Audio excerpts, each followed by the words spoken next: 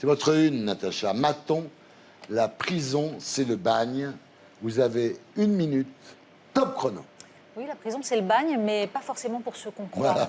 Il y a eu Condé-sur-Sarthe, c'était le 5 mars, on en a parlé ici. Une agression extrêmement violente d'un détenu radicalisé contre 2 surveillants. Il était avec sa compagne dans une unité de vie familiale. Alors, comme c'était une attaque terroriste, ça a frappé les esprits.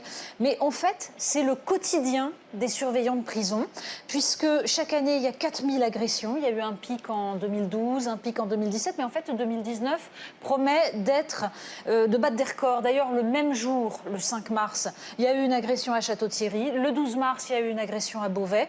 En fait, les surveillants de prison sont confrontés à une augmentation de la violence, à des publics de plus en plus déstructurés, une haine des institutions, une haine de la France, dans l'indifférence générale.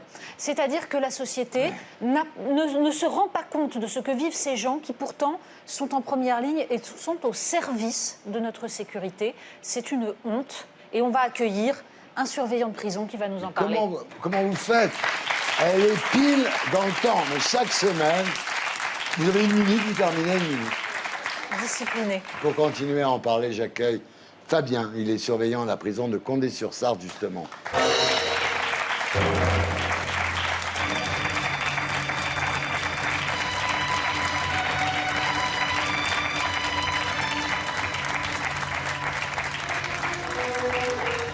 Bonsoir Fabien, merci d'être avec nous. Vous travaillez donc dans l'une des prisons les plus sécurisées de France, qui accueille les détenus les plus dangereux. On va en parler, c'est l'heure du témoin de la semaine.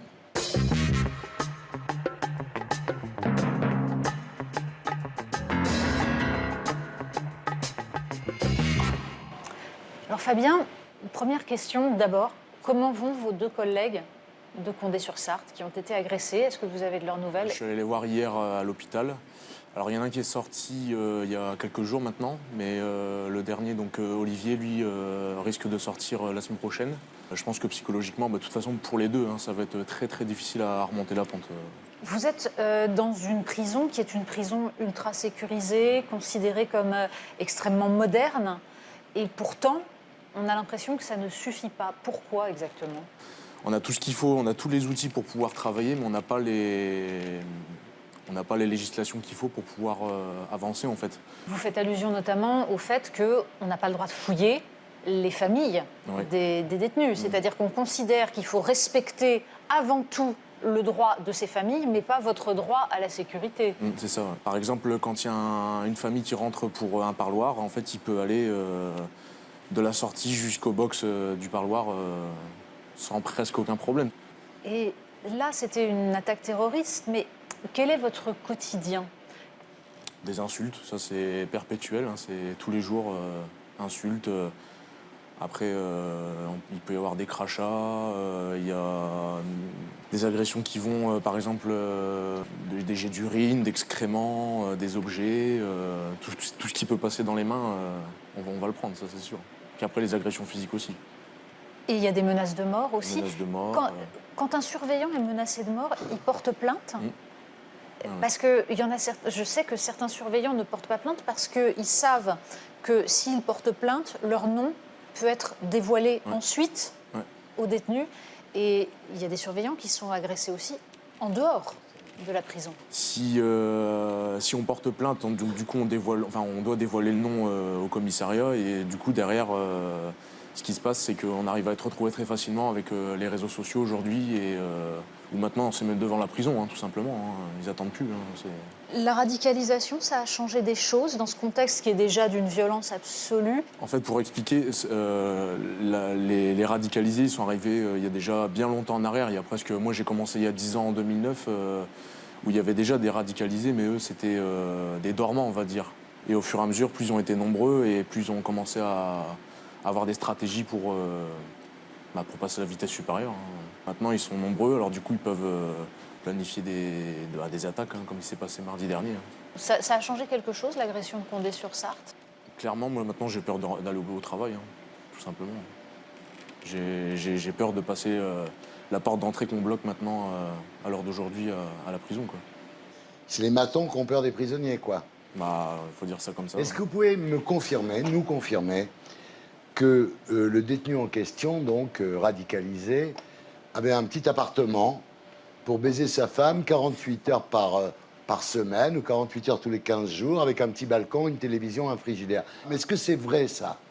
L'unité de vie familiale, c'est un lieu, c'est comme les Mais parloirs. dites pas unité de vie familiale parce que les gens ne comprennent pas. Dites c'est un petit studio sympa à l'intérieur de la prison. On peut ajouter une chose. Insensé.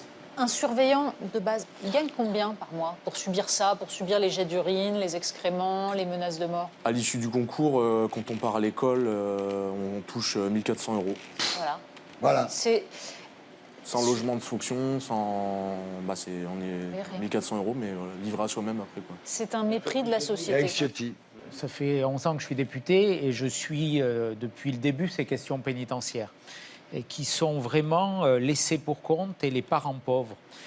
Quand on consacre aujourd'hui 1 000 € de dépenses publiques, dans 1 000 € de dépenses publiques, il y a 4 € à la justice, 1 € consacré à la prison. 1 €. Il y a 27 000 gardiens aujourd'hui, vous avez dit 4 000 ont été blessés. Je n'ai jamais entendu parler dans tous les débats parlementaires, je les ai tous plus que suivis, j'y ai participé. En 2009, je n'ai pas voté la loi pénitentiaire parce que justement, il y avait cet article 57 de la loi qui interdisait les fouilles en fonction d'une jurisprudence de la Convention européenne des droits de l'homme, qui est absurde. Parce qu'aujourd'hui, au prétexte de la liberté individuelle, on met en cause l'intérêt général, l'intérêt collectif, la protection de tous les gardiens. Je suis allé au lendemain de cette agression, je suis allé en solidarité à la prison de Nice. J'ai rencontré vos collègues, et un collègue il me disait, quand je vais au match voir l'OGC Nice, je suis fouillé. Oui. Et quand quelqu'un vient aujourd'hui en prison, il ne l'est pas. Bien sûr.